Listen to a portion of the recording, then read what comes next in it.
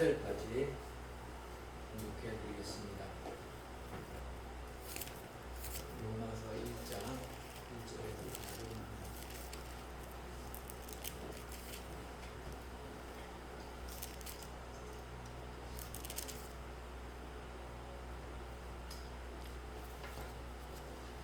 제가 공독해 드리겠습니다.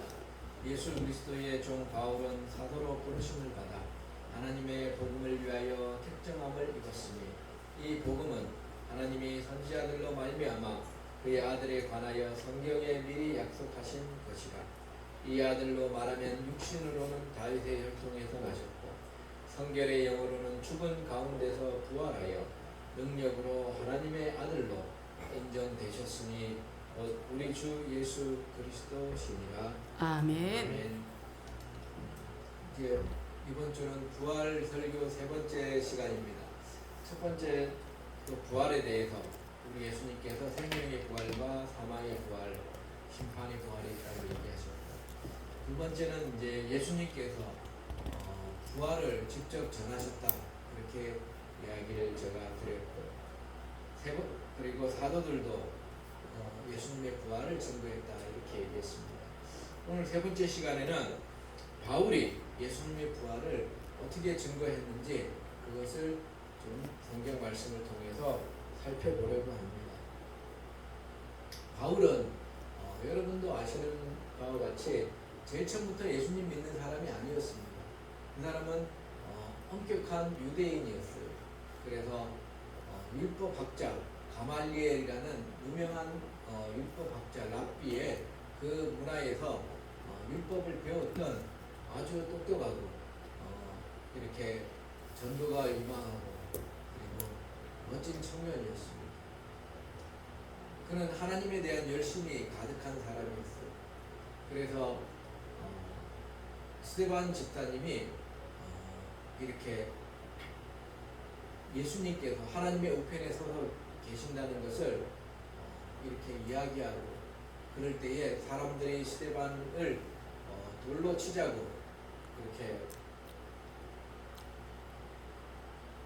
할 때에 그 바울도 그 당시에 이름은 사울이었습니다. 옛날 이름이 사울이었어요.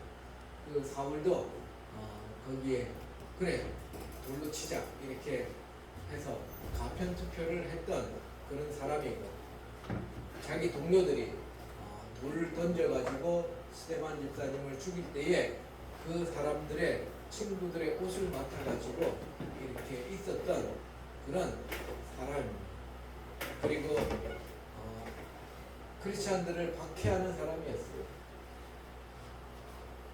크리스찬들을 아주 그 이단이라 그러면서 크리스찬들을 잡아가지고 어떻게 하면 모욕을 주고 어떻게 하면 죽이고 어떻게 하면 감옥에 가둘까 그 궁리를 했었던 사람입니다. 크리스찬들을 모욕하고 그랬던 사람입니다. 근데 그가 대제사장으로부터 크리스찬들을 잡아가두는 고난을 받아가지고 이제 다메섹이라는 곳으로, 오늘날은 다마스커스죠. 그래서 다마스커스 쪽으로 이렇게 다메섹으로 가다가 다메섹 근처에서 하늘에서 빛이 이렇게 쫙 비치고 갑자기 낮 12시쯤 되었는데 12시면 엄청 빛이 밝을 때입니다. 그런데 그 태양빛보다 더 밝은 빛이 자기를 비추는 거예요. 그래가지고 놀래가지고 무릎을 꿇었습니다. 무릎을 꿇었고 그리고 물어봤어요. 주여 누신이 있다 이렇게 물어봤어요. 그러니까 나는 너가 핍박하는 예수다 이렇게 예수님을 만나게 돼요. 예수님을 만나고 예수님께서 그 사울의 눈을 잠시 멀게 하세요. 장님이 되게 하십니다. 그러면서 너는 다메섹 어디로 가느라. 그래서 사울이 예수님의 말씀에 따라서 주변 사람들은 빛이 쫙 비치는 건 봤는데 예수님은 보지 못했고 오직 사울만 예수님을 음성을 들은 거예요. 그래가지고 장님이 되어가지고 주변 사람의 부축을 받아가지고 그렇게 예수님이 가라는 데 갔습니다. 거기서 이제 하나님께 기도했죠. 앞도 보이지도 않고 주변에 도움을 받아가지고 밥 먹고 도움을 받아서 더듬어 가면서 화장실 가고 그런 생활을 하면서 기도하는데 그 근처에 아주 율법을 잘 지키는 유대인 중에서 예수님을 믿는 아나니아라는 사람이 자기한테 와서 이렇게 눈을 떠주게 해주는 것을 봤어요. 예수님께서 그 아나니아에게 명령했습니다. 너 가서 어디에 가면은 사울이라는 사람이 있는데 그 사람한테 가가지고 그 눈에다가 안수를 해서 그가 다시 보게 하라, 그렇게 얘기를 했어요. 그러니까 아나니아가 하나님, 제가 그 사람에 대해서 소문을 들어서 아는데요, 그 사람이 우리 크리스찬들을 핍박하고 그래서 저는 별로 안 가고 싶어요, 그렇게 얘기했어요. 그런데 하나님께서 뭐라고 하냐면 그가 이방인들에게 복음을 전하는 위대한 사람이 될 것이다. 그러니 너는 가서 내가 시키는 대로 해라. 그래서 그 아나니아가 가서 그 눈에다가 손을 내고 기도했더니 그 사울의 눈이 떠졌어요. 그리고 아나니아가 사울에게 세례를 주었습니다. 예수 그리스도의 이름으로 세례를 주고 죄사함의 세례를 받고 사울이 이제 뭐가 진리인지를 확실히 깨달은 거예요. 그래가지고 사울이 복음을 전하러 다녔는데 사울이 제일 처음부터 복음을 전하러 다닌 건 아니에요. 어떤 일정한 기간이 있었습니다. 예루살렘에도 가봤지만 자기를 인정해주는 사람은 없었습니다. 복음을 전해도 인정해주는 사람은 없었어요. 그래서 그 아라비아 쪽에 가서 모세가 예수님을 만났던 바로 그 장소, 지금도 있죠.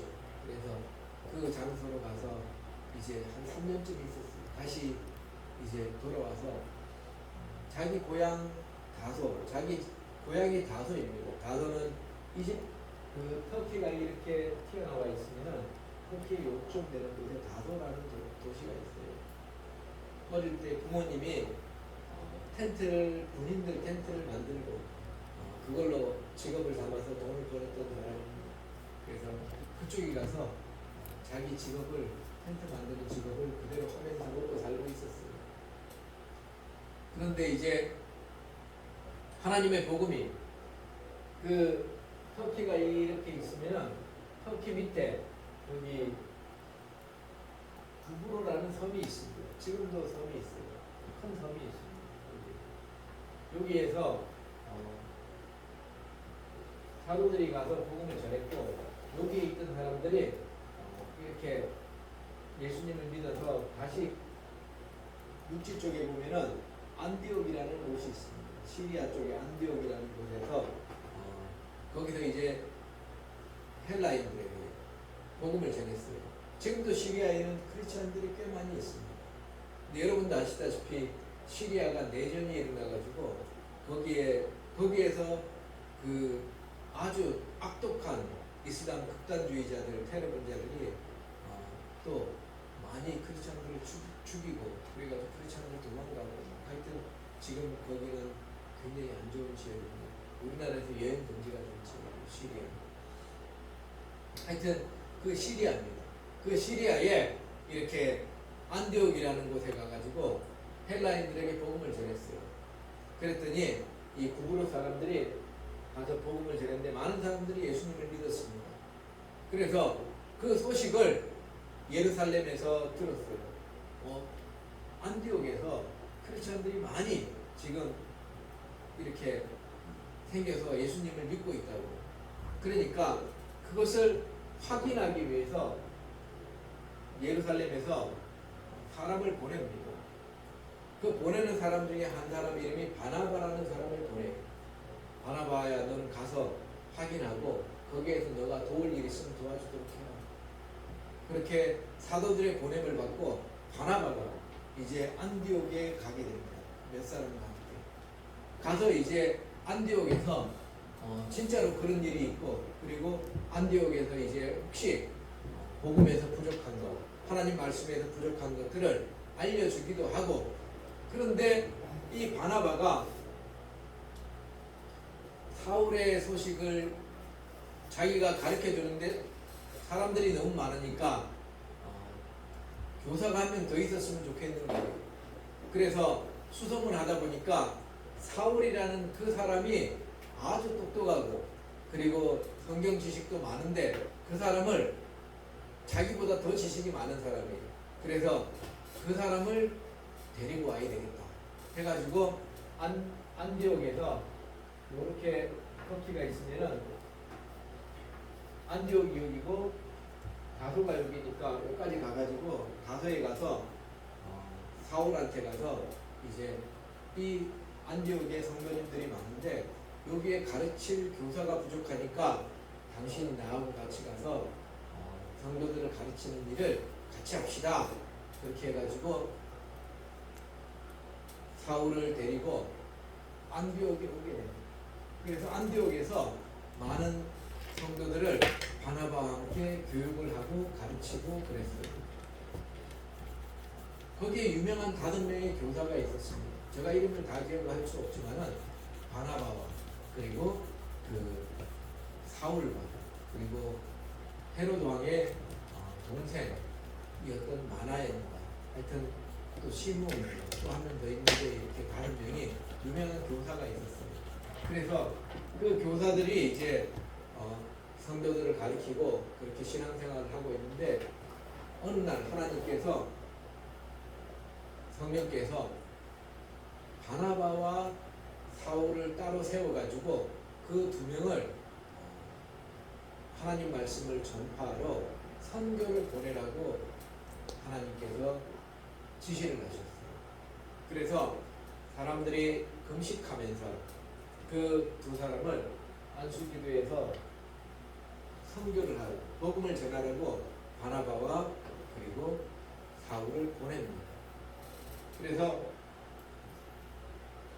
보통 여러분이 성경 세미나 이런 거 듣다 보면은 바울의 3차 전도여행 뭐 이런 거 많이 듣게 돼요. 그래서 바울이 첫 번째로 그 선교사로 나가서 이렇게 복음을 전할 때에 구부로를 지나서 다시 터키 쪽으로 들어갑니다. 터키 쪽 들어가서 터키 안쪽에 들어가면은 터키 안쪽에 들어가면 어디가 있냐면은 비시디아 안디옥이라는 데가 있어요. 거기 회당에 들어가서 바울이 성경 말씀으로 예수님께서 부활했다고 증거하게 돼요. 그 말씀을 우리는 좀 찾아보려고 합니다. 사도행전 13장 14절부터 한번 보려고 합니다.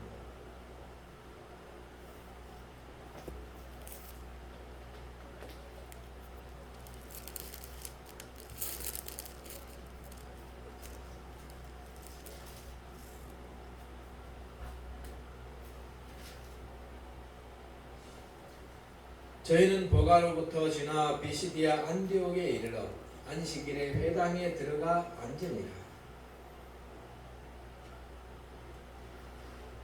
율법과 선지자의 글을 읽은 후에 회당장들이 사람을 보내어 물어 가로되 형제들아 만일 백성을 권할 말이 있거든 말하라 하니 바울이 일어나 손짓하며 말하되 이 당시에는 유대인의 회당이 있고 지금도 유대인의 회당이 있지만은 유대인의 회당에서 회당장이 한 명이 있는 게 아니라 여러 명이 있습니다.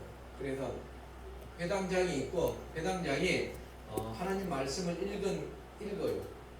읽은 다음에 따로 설교를 할 수가 없으니까 이제 하나님께서 또 누군가를 통해서 말씀을 주실 걸로 알고 할 말이 있는 사람은 이야기를 해라고 하는 그런 시간이 있습니다. 그 시간에 회당 모임에서 하나님께서 말씀하실 수 있는 그런 분위기가 항상 회당에는 조성되어 있는 거예요.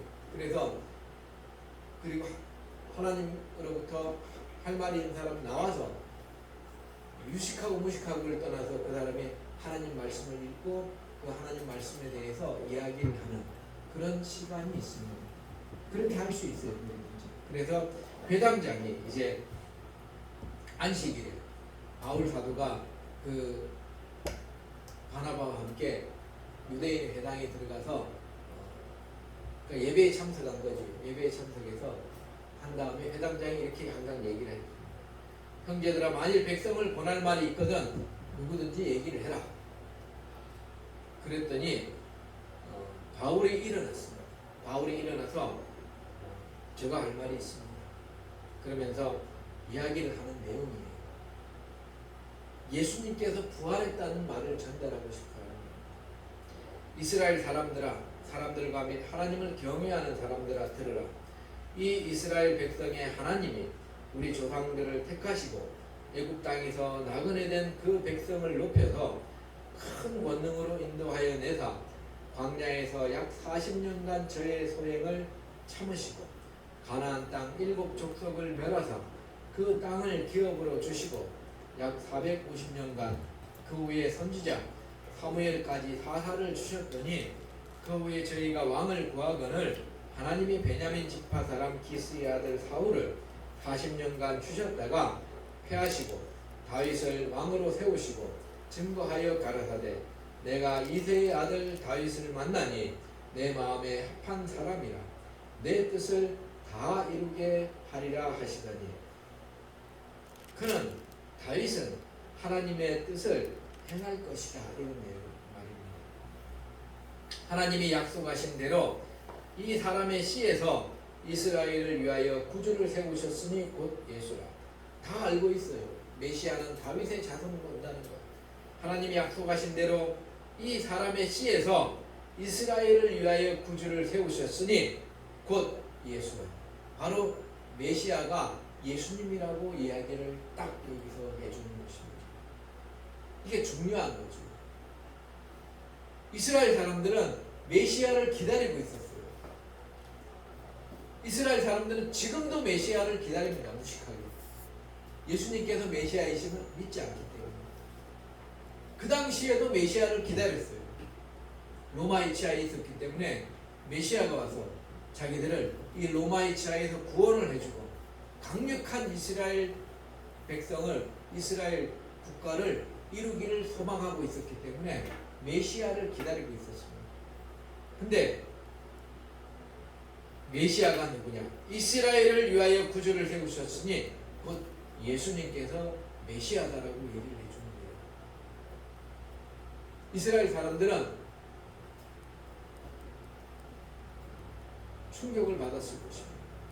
아니, 메시아가 예수님이라고. 그러면서 이야기를 해요. 메시아가 예수인지는 잘 모르는 사람을 위해서 세례 요한의 얘기를 해줍니다. 세례 요한은 아주 유명한 인물이라서 모든 사람이 다 알고 있어요. 유명한 제사장의 아들이었고 그리고 광야에서 회개하려고 외쳤던 사람이기 때문에 그 당시에도 다 알려졌던 사람이에요. 그 예수님의 앞에 오시는 앞에 요한이 먼저 회개의 세례를 이스라엘 모든 백성에게 전파합니다. 요한이 그 달려갈 길을 마칠 때에 말하되 너희가 나를 누구로 생각하느냐?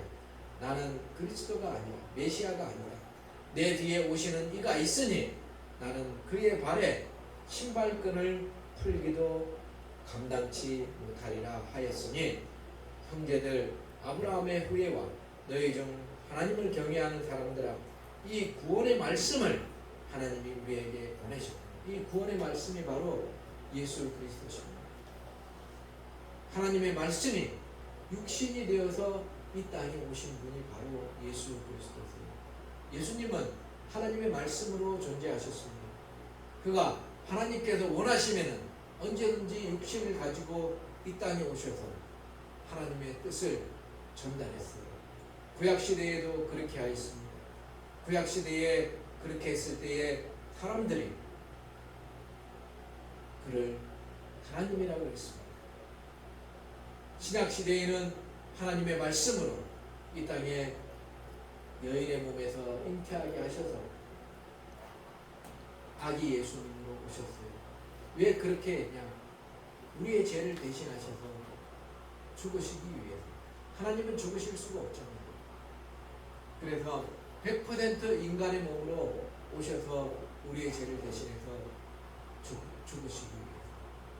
하나님 아버지께서 하나님의 아들인 예수 그리스도를 사람들의 죄를 대신하여서 그 죄값으로 그 피를 흘림으로 죽임으로 그 죄값을 대신 치르게 해주시게 하기 위해서 예수님을 죽이신 것입니다. 누구든지 예수 그리스도를 믿는 사람, 예수 그리스도를 메시아와 주와 하나님의 아들로 하나님의 말씀으로서 육신이 되신 분으로 하나님으로 믿는 사람에게 그 죄를 용서해 주고 천국에 갈 수 있게 해주시기 위해서 하나님께서 그 아들을 우리에게 보내셨으니 바로 이 구원의 말씀을 하나님께서 예수님을 우리에게 보내셨거늘 예루살렘에 사는 자들과 저의 관원들이 예수와 이 및 안식일마다 외우는 바 선지자들의 말을 알지 못하므로 하나님의 말씀이 이사야서 53장에 보면은 하나님께서 그 아들을 이 땅에 보내셔서 우리를 대신해서 죄를 대신해서 죽으신다는 그런 내용이 처절히 써 있는데도 불구하고 그 말씀을 몰랐던 거예요. 그 말씀을 모르고 이스라엘 백성은 뭘 기대했냐면은 다윗처럼 힘으로 주변 나라를 확 눌러가지고 다 정복을 하고 이스라엘을 크게 세우는 그런 정치적인 메시아만 계속 기다린 거예요. 하나님께서 주시는 메시아를 기다린 것이 아니라 자기들 생각에 인간들 생각에 합당한 메시아를 생각하고 있었던 거예요. 그래서 예수님을 죽인 것입니다. 예수님이 메시아가 아니라는 겁니다. 무식하게 안식일마다 외우는 바 선지자들의 말을 알지 못함으로 예수를 정죄하여 선지자들의 말을 응하게 하였거든. 선지자들이 예언한 대로 그를 십자가에 못 박여 죽었다는 것입니다. 죽일 죄를 하나도 찾지 못하였으나 빌라도에게 죽여달라고 얘기를 해서 죽였다는 것입니다. 성경에 저를 가르쳐 기록한 말씀을 다 응하게 한 것입니다. 하나님께서 미래에 이것을 다 보시고 하나님께서 미리 성경에 구약 성경에 기록해 놓으신 거예요. 하나님은 세상 끝날까지 다 보신 분입니다. 왜냐하면 세상을 창조할 때부터 세상 끝날까지 하나님의 계획 안에 있기 때문이에요. 여러분의 인생, 저와 여러분의 인생도 하나님의 계획 안에 있습니다. 여러분. 우리가 어떻게 태어났고 어떻게 살아가고 어떻게 죽을지 하나님께서 다 알고 계신 것입니다. 전능하신 하나님을 그래서 의지해야 됩니다. 우리나라의 운명도 하나님께 다 있는 거예요. 인간의 생각으로 우리나라 운명을 어떻게 알 수가 없어요. 아무리 똑똑한 사람도 우리나라를 제대로 운행할 수가 없습니다. 여러분 우리나라 정세가 지금 얼마나 어렵습니다. 경제적으로 어렵고 정치적으로도 어렵고 그리고 외교적으로도 어렵고 우리나라는 막 고래싸움에 새우등 터진 것처럼 얻어터진 새우가 돼가지고 그렇게 있는 것이 지금 우리나라입니다. 어떤 누구를 지도자로 세워놔도 제대로 나라를 운행할 수가 없어요. 이 나라를 운행하시는 분은 하나님이신 거예요. 여러분 이것을 꼭 믿으시기 바랍니다. 하나님께서 하시는 것이지 사람이 하는 게 아니에요. 사람을 의존하면 100% 망합니다. 사람이 하는 게 아닙니다. 하나님께서 이 나라와 이 지역을 그리고 다스리시고 운행하십니다.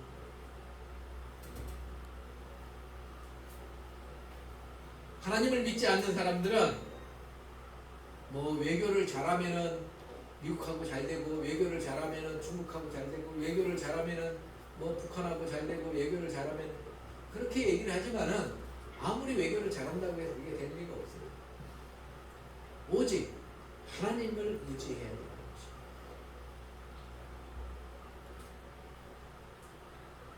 하나님께서는 지금도 우리를 잘해주시고 계십니다. 우리를 잘 돌봐주시고 계세요. 저와 여러분을 잘 돌봐주시고 계십니다. 이것 또한 믿으시기 바랍니다. 사람들이 하나님을 제대로 믿지 않을 때에는 하나님께서 치실 것입니다. 그렇지만 우리가 하나님을 의지하고 살아가면 하나님께서 개인적으로도 돌봐주시고 사회적으로도 돌봐주시고 국가적으로도 돌봐주세요. 그러니 나라에서 힘들다고 어떤 사람이 아무리 뭐라고 외쳐도 우리는 그런 정보를 들을 뿐이지 어떻게 이렇게 하면 더 그것을 위기를 벗어날 수 있고 저렇게 하면 벗어날 수 있다. 그것은 저는 믿지 않습니다. 사람이 이렇게 저렇게 해가지고 벗어날 수 있는 상황이 아니에요. 오직 하나님께서 다 인도해 주시고 계시니까 하나님께 기도하고 하나님의 인도하심을 항상 의지해야 됩니다.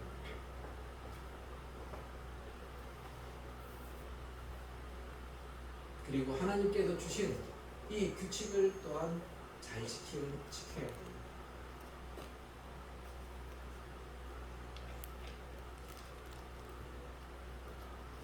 그래야지 평온 가운데 신앙생활을 할 수 있어요. 이 규칙을 무너뜨리는 순간에 우리는 평온하게 신앙생활을 할 수가 없는 거예요. 그래서 하나님께 정해주신 규칙 안에서 우리가 하나님이 정해주신 이 법 안에서 하나님만을 잘 섬겨야 돼요. 물론 법이 하나님을 못 섬기게 하면 우리는 그 법을 무시하고라도 하나님을 섬겨야 돼요. 하나님을 섬기는 게 첫 번째, 법을 지키는 게 두 번째. 하나님을 예배하는 것이 첫 번째. 왜냐하면 하나님께서 법을 만드셨기 때문에.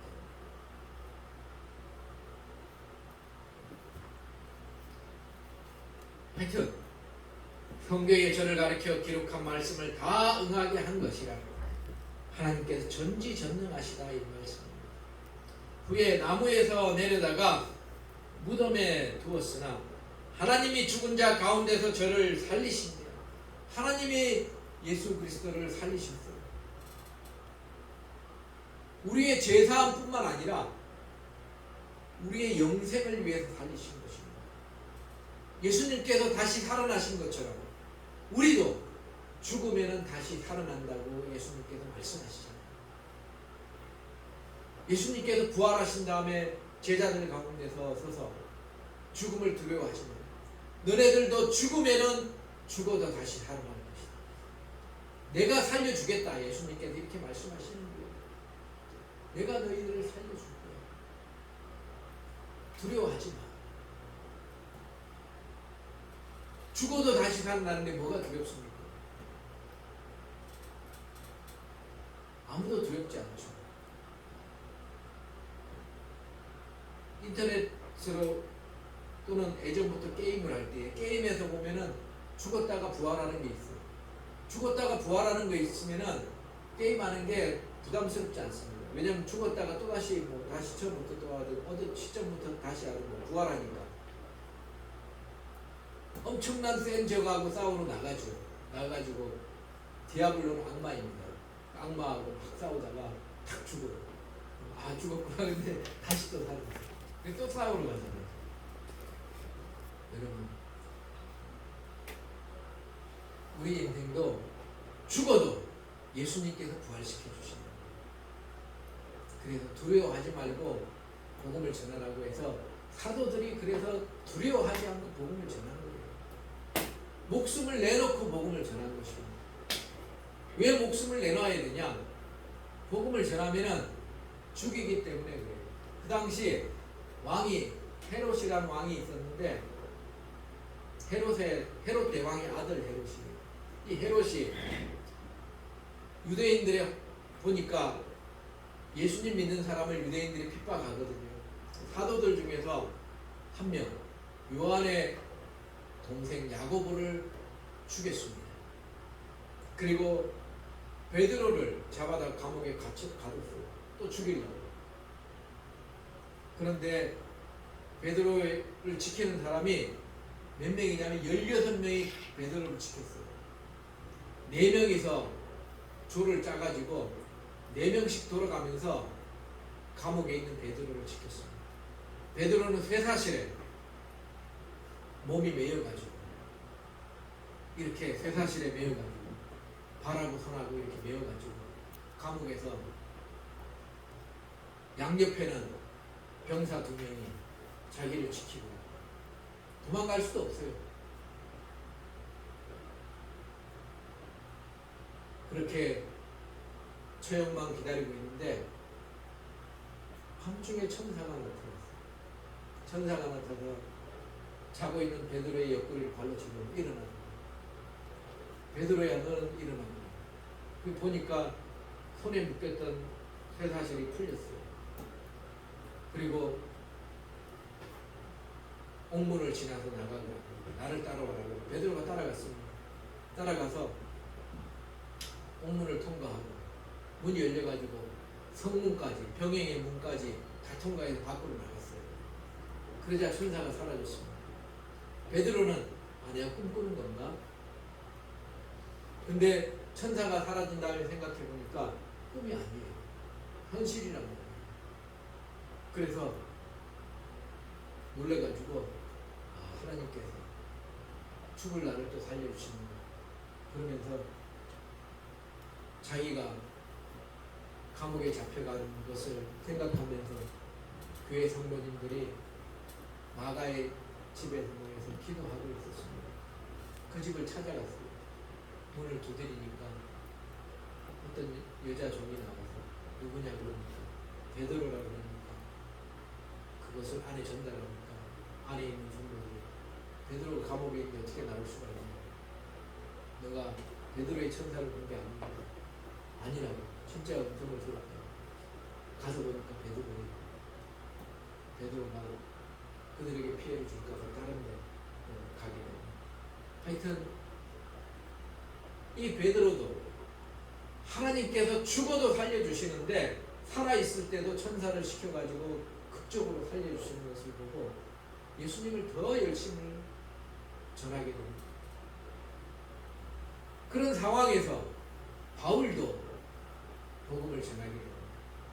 복음을 이렇게 그 살아계신 예수 그리스도를 부활하신 예수 그리스도를 전하는 거예요. 하나님이 죽은 자 가운데서 그를 살리신지라. 갈릴리로부터 예루살렘에 함께 올라간 사람들에게 예수님께서 여러 날을 보이셨으니 저희가 이제 백성 앞에서 예수님께서 부활하셨다고 증거하고 있다. 우리들도 조상들에게 주신 약속을 하나님 말씀을 너희에게 전파하노니 곧 하나님이 예수를 일으키사 우리 자녀들에게 이 약속을 이루게 하셨다. 하나님께서 예수님을 부활시키셔가지고 이 약속을 이루게 하셨다는 거예요. 죄사함의 약속과 그리고 영생의 약속을 이루게 하셨어요. 시편 2편에 기록한 바와 같이 시편 2편에 이제 기록되어 있죠. 너는 내 아들이라 오늘 너를 낳았다 하셨고 이 말씀은 예수님에 대한 말씀입니다. 이것을 어떤 사람은 자기 집에다가 이렇게 다 걸어놓고 액자에다 걸어놓고 너는 내 아들이라 오늘 너를 낳았다 이렇게 다 하면서 이제 그 말씀을 자기의 걸로 이렇게 딱 받는 사람도 있는데 이 말씀은 예수님에 대한 말씀이에요.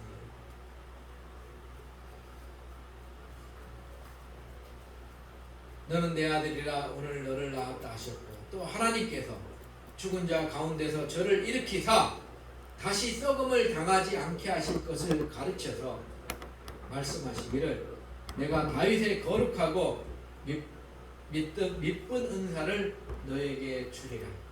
그러므로 또 다른 편에 일렀을 때 주의 거룩한 자로 썩음을 당하지 않게 하시리라 하셨느니라. 이 말씀들은 제가 저번에 하나님의 복음 이야기하면서 구약 성경에 예수님에 대해서 기록한 것들을 그 당시에 제가 다 설교를 했으니 추가로 설교를 하지 않겠습니다. 추가로 살펴보실 분은 시편 110편을 보시면 됩니다. 주의 거룩한 자로 썩음을 당하지 않게 하시리라 하셨는데, 다윗은 당시에 하나님의 뜻을 쫓아 섬기다가 잠들어가지고 그 조상들과 함께 묻혀서 썩음을 당하였으되 하나님의 살리신 이는 썩음을 당치 아니하셨나니, 그러므로 형제들아 너희가 알 것은 이 사람을 힘입어 죄사함을 너희에게 전하는 이것이, 예수님을 믿어야지 죄사함을 받는다는 것입니다.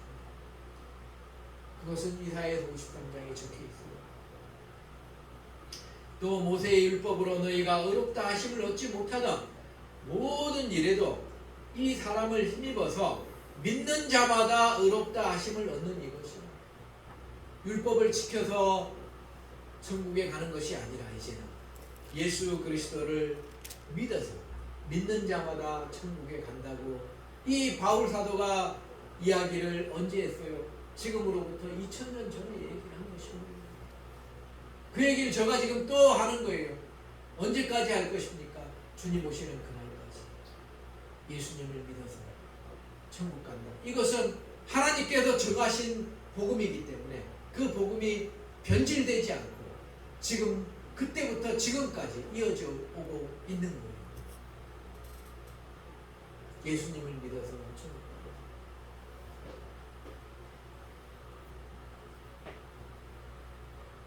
하나님께서 바꾼 것을 그 당시 사람들이 받아들이지 못했어요.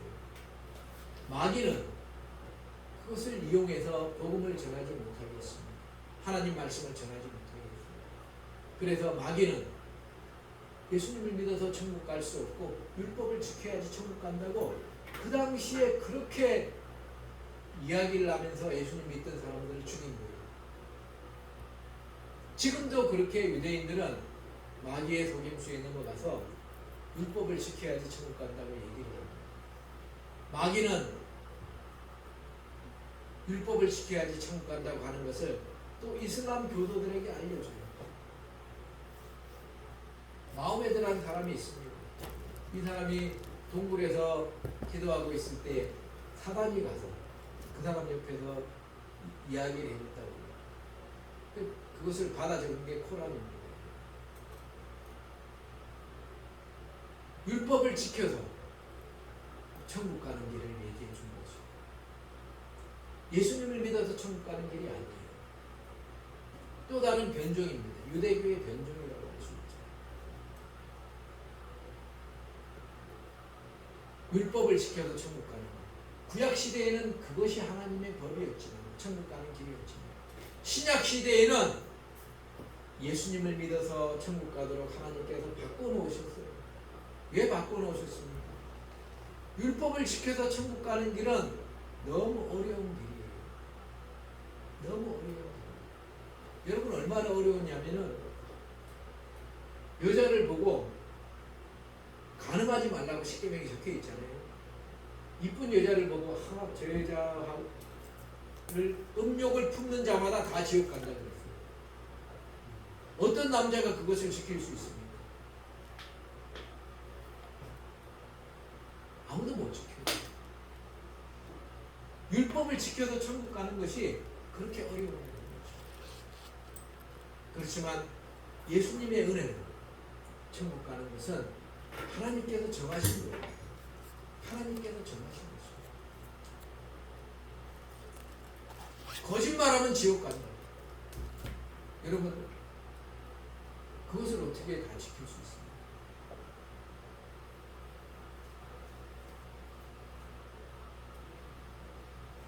율법을 지켜가지고는 천국에 갈 수가 없어요. 왜냐하면 내가 그것을 다 못 지키기 때문에. 그래서 하나님께서 예수 그리스도를 믿고 죄사함을 해주시고 은혜로 우리가 하나님과 매일 기도하는 거예요. 주기도문 보면 뭐라고 기도합니까? 우리가 우리의 죄를 사해 준 것처럼 다른 사람의 죄를 사해 준 것처럼 내 죄를 용서해 달라고 하나님께 기도하잖아요. 매일 기도할 것이 그거예요. 나도 매일 죄를 짓습니다. 이런 게 있고요. 그렇지만은 그 죄를 용서해 달라고 매일 기도해요. 더 어제보다 나은 내가 되어서 하나님께 또 나아갑니다.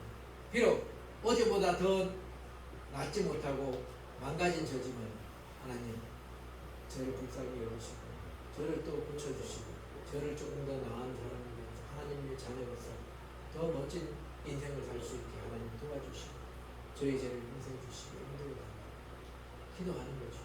그럴 때 하나님의 우편에 앉아 계신 예수 그리스도께서 우리의 죄를 용서해 주십니다. 우리의 죄를 용서해 주십니다. 그래서 예수님 믿는 사람은 그 죄를 다 용서받아서 천국 갈 수 있는 것입니다.